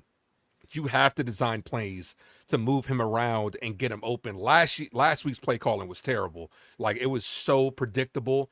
And you have to, when you have a number 1 receiver, you have to feed them early, in my opinion, to stop them from getting frustrated and discouraged throughout the game. So you need to come out early, move him around, game plan to get him the rock as quick as he can because you have a dynamic weapon. The best receiver, I should say, that Daniel Jones has ever had. You have to utilize him against your secondary. And I think if the Giants are able to force it to him a little more, it can get some success. But if you guys choose to take away that 1 read is when you'll probably be able to get to Daniel Jones. So if I'm Daniel Jones and I'm Brian Dayball, I'm telling him, look, man, throw it. You know what I'm saying? Throw it to him. You think he's covered? Throw it to him. If you got to overthrow him, do what you got to do. Take some shots down the field with him because then that will open up some of the small stuff and get you guys out of cover 2 because cover 2 is our nemesis because all we do is try to get those quick passes. You have to take some shots over the field to be able to get your big play threat some good opportunities. Other side, Kayvon Thibodeau. Okay, he's a little bit of an enigma for me. I mean, we study obviously everything about Washington, and we do a pretty good job of studying within the NFC East. But I have no idea how Thibodeau is playing against Carolina or Denver or whoever, right? All I know is that in 4 games against Washington, he has 5 sacks and 8 tackles for losses in 4 games. But against the rest of the NFC East, he has goose eggs in both of those in 7 games. And that's mind-blowing to me. Is he the real deal? Not just against Washington. Let's just pretend like he's never played Washington. Yeah. I mean, against us, he's Lawrence Taylor, right? But what is he doing against everybody else? Is he, a cornerstone for this franchise, for your franchise going forward?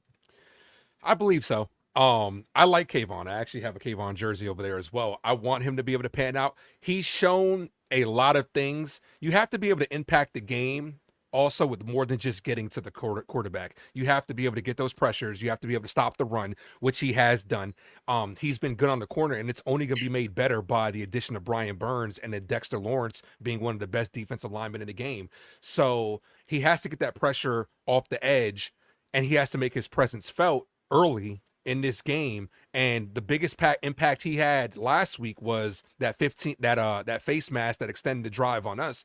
He has moments where he does go ghost, and he does get criticized in the New York media. The New York media lets him have it. Like they get on him all the time. So he's got to prove them wrong. Make his presence felt early in this game. Hey Norm, how you doing? Come off the edge, like I said, because you're going to double Dexter Lawrence. Dexter Lawrence is going to be the guy that gets 2 sets of eyes.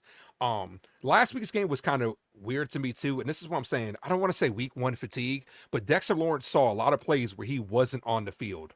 So that allowed them to re-up the sides and double Brian Burns, double Kayvon Thibodeau, because Dexter Lawrence was off the field. But if you have those guys continue to go, then maybe Kayvon gets some pressure off the edge along with Burns. But me personally, I believe in Kayvon. I think he was worth the pick that he has. Had a good season last year, got off to a slow start, but has had a good season. I think overall he's a solid player. I guess it's my turn. All right, Ace.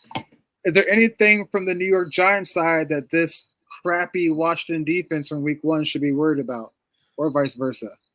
Should be worried about our front 7. Because if Dexter Lawrence, that's our strength of this team, is our defensive line. If we can get after it and put Jaden Daniels on his back and stuff the run a little bit, then the Giants can have success. As far as what you guys can probably do, our secondary is outside of Deontay Banks, our secondary, we added, is very young, very, very young. Now you added Adoree Jackson, you brought him back. But keys to success for this game for us, we got to get home with the front 7. It's as simple as that. And offensively for us, Daniel Jones, if we are allotted the time that he had last week, I feel like he can have success as long as he gets out of his own head. Because the offensive line didn't play bad last week. It really did. And the stats mislead it because it says 5 sacks. But Daniel Jones ran into 3 of those. So, in my opinion, we have some familiarity with that kind of business here in Washington. Yeah, it happens. Like I said, that's what happens when that quarterback clock goes off and you're like, I should be throwing this or running right now, and you're running right into somebody. That's why I like quarterbacks that can scramble to kind of stay in the pocket to keep the play alive instead of just looking to book it out. And sometimes it's quarterbacks, which is what Jaden Daniels will have to learn. I've seen his slides too, by the way. Y'all need to bring in somebody from like the Orioles. What slides? We didn't see him slide. Y'all need to bring in somebody from the Baltimore Orioles to come in and teach him how to baseball slide or something. Because not even we got a team in DC, Ace. Yeah, we got the right there. We don't have to go. Well, he was right by saying Baltimore. He's right. He was trying to pick a better team, is what it was. National. I've actually heard right now. I've actually heard a theory though that by going head first, you're limiting yourself from injury. Because have you ever seen a guy who's going head first get smacked in the head? It's always the guys who are sliding that get smacked in the head because his helmet came off. Stoner. He did get hit in the head this time. But I agree with Stoner. I think you can control the hit a little bit better by diving rather than sliding, and you get those late hits, and you see that head snap back. It's never a good thing when you're sliding and getting hit. So I just don't want him to get hit. Period. That's it. I just don't want to see my man get hit. Yeah. I got one last one here for you, to Ace, and we're going to kick this one off here with Edmund Paul's donation here, super chat. $5 for Edmund Paul to say, that will not happen, Trevor. Using the full name on you, Trev. Yeah, he did. We will beat the Giants. What is your prediction, to Ace, for the game? Give it here to Edmund Paul. I'm gonna go. Even though we were the only team to not score a touchdown last week, I'm gonna go 24-20 Giants in my opinion. This right here I was is just beginning to like you too. this right here is a must win for both teams. Like, because ultimately the loser of this game, especially it being a division, ultimately goes back. It's basically like 3-0 if you really want to think about it. Because we both lost last week. You lose this game, you lose the division game. If the Giants have any hope of actually making this a competitive season, they need to come out and play Washington tough, which, like I said, they've had success against. Daniel Jones, you know what I'm saying, sees the red that you guys are wearing, and, you know, for him, he's like a bull sometimes, you know, so he's got to play well. Now, the one thing with him is this. I don't like the whole him coming off an injury excuse. But he really did. It was his first game back. But my thing is, if he's not the best quarterback to give us a chance to win, he shouldn't be out there. It's as simple as that. So I'm going to ultimately go with a 24-20 victory, but I'm still not completely sold on the New York Giants as a good team this year. I still think of us as a 6-win at the most type team, but it'll be good to get one against you guys. I agree that I don't believe that the New York Giants are a good football team. So if I'm going to throw a prediction out, and I've been burned in the past. I mean, I thought last year in the first game that Washington was just going to humiliate the Giants with Tyrod Taylor at quarterback. And, of course, again, in the second game with Danny DeVito, his little nephew or whatever, right? But it didn't happen, and I was burned. But it's not going to shy me away from picking Washington this week. Normally, I'm the guy, I'm the realist. I usually pick against Washington, but I can't do it. The Giants stink, and I can't pick against Washington this week. I've got Washington winning the game 28-19. Oh, my gosh. We're going to score 28 points. Yes, sir. Against that secondary. I mean, Trev, if we would have hit those 2 field goals and didn't go for a 2-point conversion, we would have had 27 against the Bucs. Woulda, coulda. Woulda, coulda, shoulda. Yeah. So Trev seems to be a little more of the down to earth one. Go ahead. I want to hear what Trev's you got usually in cloud 9 and picking Washington. Washington. Switching my ways. I think Washington ends up winning this game 17-13. I think it's going to be an ugly game. Wow. I think it's going to be pretty much the same as week 1. 2 teams looking like preseason teams. We haven't found our gelling yet, and I don't think you guys have either. Still early. 17-13 Washington. Okay.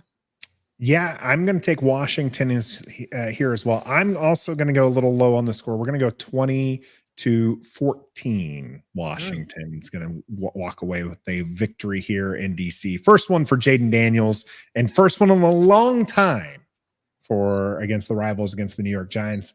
Ace, we appreciate you jumping on here with us. Why don't you tell people where they can find your stuff in case they have Giant-related content that they want to see?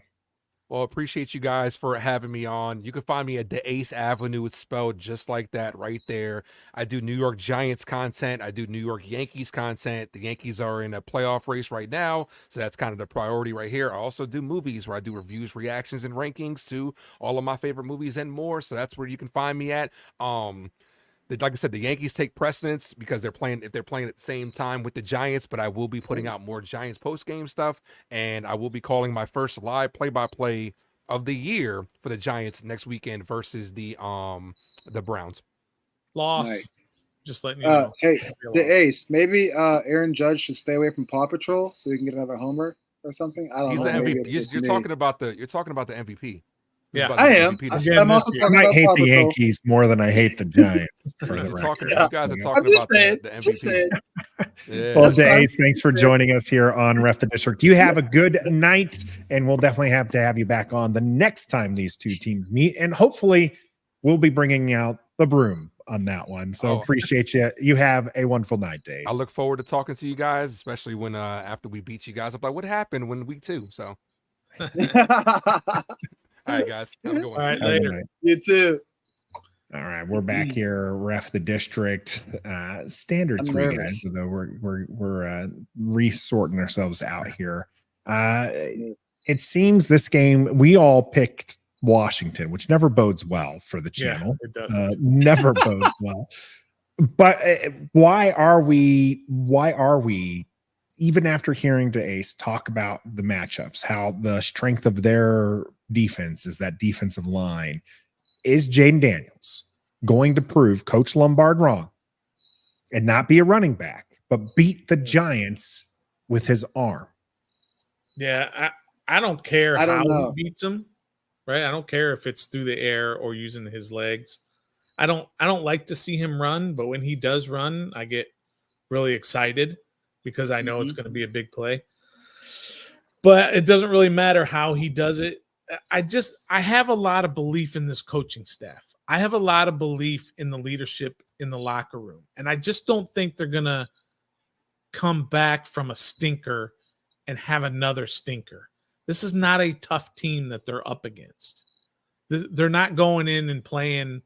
Who are they playing week 3? Cincinnati, even though Cincinnati looked bad in week 1. Cincinnati's a good football team, right? They're coming off of a bad week and they're playing a bad team. And I think that bodes well for them. They're playing at home. It's going to be a little bit of a rough start. The nerves are going to be a little high for that first game at home for Jaden Daniels. But I just think they have a little bit more talent than the Giants do. And I believe in this coaching staff that they'll have them ready with a good game plan and the proper mindset to be able to beat the Giants. I'm with you, Stoner. I'm just afraid of the execution of that good game plan and all of that. Like I said, we could talk to our faces turn New York Giant blue, but the players play and the coaches coach. So as long as I don't want Jaden to be running for his life, I want him to have some time to sit in the pocket and make the throws, take a hit or two. Because all we heard all camp was his accuracy, his deep ball, this and that. And week 1, we saw his legs, which you already knew about.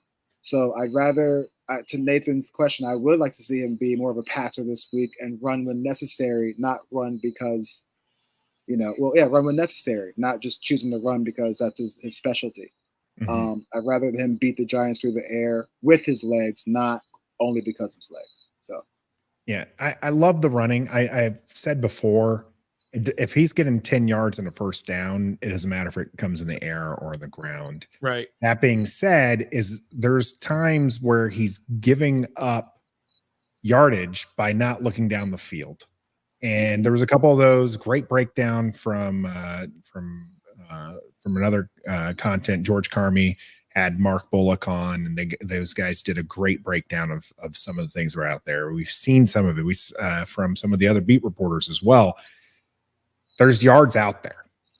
There were some wide open misses. There were some, there's more to this. And my one worry was always with Jaden Daniels was always when it came to the pressures, and it was the pressures to sack, but it was also that pressure to scramble. If he's scrambling, he's making 15 yards, great. But if he's scrambling and it's 3 yards on a 3rd and 17, that's not good. Yeah. So, one of the things I will say when I was looking at the game again against the Buccaneers was this offense, when it was rolling, The 2 touchdown drives they had, they didn't have a 3rd down. And that's impressive. And that's the best way. Their 3rd down rating was abysmal week 1. They can't have that against the Giants. They have to be able to convert those. But the best way to be efficient on offense is just don't get to 3rd down. Yeah. If you just pick up what you need in the first couple of downs, then you're good to go. You don't have to worry about that, and don't have to worry about those calls or taking a 56-yard field goal with a guy who just shanked a 47-yard field goal. You don't have to do those things. Bye-bye, Cade York. And what was crazy about that kick, though, is I forgot that it was actually their second drive when he missed that kick. So the defense goes out there and the Bucks go down the field, but they hold him to a field goal. So it's 3-0. Washington goes 3 and out on offense. Then the Bucks get the ball again. They hold them 3 more. It's only 6-0. And then Jaden Daniels leads them down the field, right? They had that. We don't talk about this play enough. Was that dump off to Brian Robinson when he was getting that huge blitz and he knew exactly where to throw it. And Robinson's all alone and he makes a couple of moves, and then Oz gets called for a block in the back, which was a ticky-tack call. but that stalled the drive, right? The kicker comes in and misses a field goal. And that's a huge demoralizer. Perfect word for it. And that's why kickers don't necessarily have a huge impact on the score of the game, I don't think. But something like that really, I mean, the offense is like, damn. And then the defense is like, we've been holding them and getting the offense chances to get back in the game. And then the kicker blows it and everyone's just like, oh, here we go. Yep. Right. And so I think that was a big play in the game when Cade York missed that, what should be a simple 47-yard field goal. A lot of love here. I'm going to just give my own personal love for Hogs Haven going on in the chat. Don't post there as often as I used to, but I still lurk there. But it is a great site for Washington people. That is where I've known Mark for a long time. Not that he's known me, but I've followed him along with there. And we have had Mark on the channel before. Perhaps we'll have to have him on again because he does bring some wonderful analysis there. Washington is facing the New York Giants here in week 2. Both teams coming off a loss. It seems most of us are leaning towards the Washington Commanders winning. Now, that doesn't mean much, as we also had the Washington Commanders at 83% last week to beat the Buccaneers. A lot of love for the Washington Commanders last week. So much so, we're only at 80% right now on our community poll, but we'll wait. We'll let that one settle for a little bit as things get closer. More information comes out for both teams. But do you guys want to give me one game prediction, $1 dollop, as it were, for here on Ref the District for this upcoming game? Oh, I love this because I'm going to tweet Trev with this. My $1 is both Terry McLaurin will score a touchdown, Jonathan Allen will have a sack. How about that, Trev? You want that dollar bet? It. Yeah, give me that dollar bet. I'm taking it right now. $100 bet. I'll take that right now. All right. They're fake dollars anyway, so yeah, the fake dollars anyway. So okay, I was gonna say real 100 because I ain't got that kind of cash for you, my man. But Trev, I'm with you. I'm with you, Trev. A touchdown and a sack. I just don't see that one happening. Not at all. How about you, Trav? Give me $1 here. Austin Siebert, newly signed kicker, will make all kicks on Sunday. We do love our points, kickers, don't we? Field goals, whatever he's attempting to kick, he will make it. He will cash in, including a kickoff, no out of bounds. He will cash in. I'm glad you added that in there. I like it. Yeah, all kicks attempted, he will make. All right, I'll take that. He's gonna miss one, and then we're gonna be screaming for. I'm with Stoner on this one. I think there's going to be a whiff. If you look at his, I know he's not necessarily the best kicker. He's just the kicker we've got now. That's why I'm high on him. We got a lot of dollars in the chat, and I'm going to get to those here after I get mine. All right, in there. Terry McLaurin will have double-digit targets this game. I like how he said targets and not catches. Love it. Not gonna go catch. You know me. I'm always on the fence on these. You guys laugh at me all the time for me just doing some mundane ones. So I think it'll only be like 8 targets. I'll take 8 targets. Trev says. Yeah, man. Yeah, I'm probably gonna go with Trev on this. I think it'll be 8 or 9 at best. So that's what I'm saying. Even the ace knew if you have a wide receiver one on your team, you force feed him the ball. Right. Why does that not translate in this franchise? No matter. Don't blame Terry for that. I mean, why is that Terry's fault? That he's not being force fed the ball? It's a good question. It's a good question. Maybe there's a reason. Brian saying Jaden Daniels with 1 rushing TD. That's too easy. I mean, he's definitely not getting it. Oh, he is. No, he's not. If they get the ball inside the 5-yard line, I'm not saying that Jaden Daniels is going to score. They're going to score. We're not going to have these red zone problems that we've had in years past. We've got a lot of good read things option for us inside the 5 with Daniels and B-Rob or who's ever back there. Deadly. And he makes good decisions with the ball. As long as he can keep his helmet on and not have touchdowns taken away. That run to the outside that he did. I mean, he's so quick. He is. He runs like a. We gotta get that clip from the Adam Sandler's longest yard. He's like, he's fast. Yeah. Not just fast, but like that's fast. Jaden Daniels from Herbert saying that Jaden Daniels will throw his first TD. I agree. I think that this will happen. You'll have at least one passing touchdown. Can I hear two? No. I don't think I'm willing to go there, but You'll have I picked one. 17, one rushing, one throwing, and a field goal. 2 total touchdowns, but not 2 passing touchdowns. Yeah, I like Jaden's chances at getting a touchdown there. Dalla from Gus. Thanks for joining us tonight, Gus. New kicker will have the game-winning field goal. I don't think any one of us picked a field goal game, right? We're all at least a touchdown away. I got 17-13, so it's a field goal in there for us. Yeah, I got a 13 not a game-winning field goal, Trav. No, but just a field goal. In the biggest upset of all time, I'm the most bullish on this week, but I always am against the Giants. I think they're terrible, and guess what? They always are, but they just have to beat Washington all the time. They're just worse. Coach Lumbar, 5+ sacks for the New York Giants. No, I don't see 5 clucks. But like they get us 5 times. No, I don't see it happening either. I think there is once again going to be a lot of pressures. I think once again, Jaden Daniels is going to be able to avoid it, or the scheme is just meant to get the ball out of his hands as quickly as possible. They're not trying to get him back there and do 7-step drops and all these, long developing plays. Even the bomb to Terry was a fairly quick decision on that one to make that happen. So, and was actually probably a pre-snap decision. It was going to go to Terry deep regardless. Grimjaw B-Rob will score and Jaden will score again. Ooh, double touchdown on the dollar. No.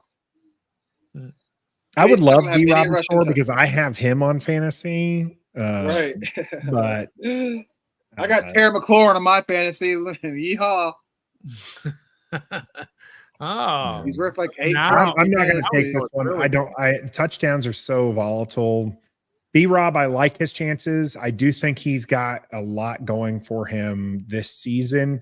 But as Stoner mentioned, once they get down to the red zone, you've got Jaden Daniels, you've got Zach Ertz, you guys love some Austin Eckler down there. And I mean, I'll tell you this, I thought he was going to make it when they gave him the ball.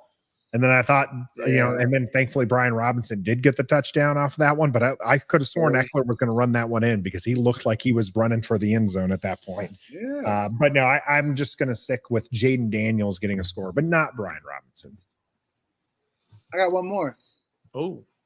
Jaden Daniels throws his first NFL interception on Sunday. Well, I'm not going with you. I mean, I can't do that. Nope. If you want a Giants one, how about this one from Just B? Neighbors is going to score 2 touchdowns, but we'll lose. Sure. He can have as many as he wants as long as they lose. They lose. Yeah. I will say I can see Neighbors with 1, and I think Neighbors will have a 100-yard game. Oh, wow. 100-yard game. I'm sorry, guys. I can't bet anything offensively for the Giants. I can bet things defensively for Washington. Yeah. A 100-yard receiver. I mean, I don't even think the Giants are going to get 300 yards of offense. You're going to see a different team this week. I'm sorry for Washington. You're going to see a different team. And at the end of the week, everyone's going to say, well, it's the Giants because they're terrible on offense, not because Washington improved. Well, fine. You're going to see a different defense this week. Moving away a little bit for Dollar here. Trey asking, hey, do you guys need a chef or a builder for a studio? So we don't have to hear crickets all the time. I'll fix that. I'll switch my spot. It's the Virginia Heat people. Yeah. He's got to have that window open, get a little airflow in. Travis trying to do his best. He has been keeping his mic muted for most of it, but when he's talking, the crickets, do we need to cut them a check? I mean, it's been they've been with us for like 3 or 4 weeks now. We're volunteer. Also, you guys, maybe the Jonathan Allen on the bus first thing is Dan Quinn's comment about you don't have to be a jerk to hold somebody accountable, but it's got to happen. Maybe he went to Jonathan Allen and said, "Hey, look, bro, you got to play better." And Jonathan Allen took it personally, isolated himself, went to the bus. That seems like a stretch. That seems like a stretch. Why not? Wow. Why? All the other coaches are like, "Great John Allen, great job, donation." DQ could be like, Jonathan Allen, great job, but you got to finish the play, bro. Like, you never know. It's different coaches. Ted, I appreciate the donation. I'm trying to cover up Trev's nonsense that he's saying right now. That's If not. you guys want some dollar bets, or if you guys want to bet some real dollars, you're going to have to head over to Bet Online. Use the code BELIEVE, BLEAV, to get yourself a bonus on your first bets and on your account there. Bet Online has everything you want. Live betting has up-to-date information for you. And when you're done betting on NFL games, you can head over to their online casino where they have blackjack, Texas Hold'em, and over 150 slot machine games for you. Again, use the code BELIEVE, BLEAV, for a little bonus there. Let them know that our company sent you as far as that's concerned. Bet Online, where the game starts. Last thing before we close this one, I have no clue who Gus is referring to. Are you going to have the haughty Cowboys fan on when we face Dallas? If you do have somebody you'd like to see on the channel, make sure you let us know in the comment section.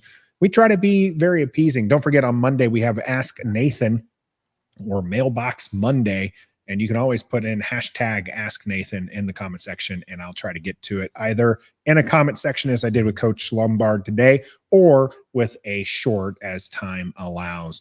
We appreciate everybody jumping in the chat with us. Gus, Trey, Brian, Ted, Just Be, Coach Lombard, Locked on Law, talking to himself early, Grimjaw in there as well, Herbert, Hermit, and a lot of others. We stream live every Wednesday at 7:30 Eastern here on YouTube and Facebook. And we appreciate everyone who jumps in, joins the conversation, and of course, shares the content and likes it and subs here on the channel. Of course, you can listen to it on your favorite audio platform as well, as we'll get those loaded up usually on Thursday, which I will be taking care of tomorrow. So the boys are planning for this closeout here. I'm looking forward to hearing how this one's going to go. But until next time. Trev, please stop the McLaurin and John Allen slander. It's beneath you. Be a fan.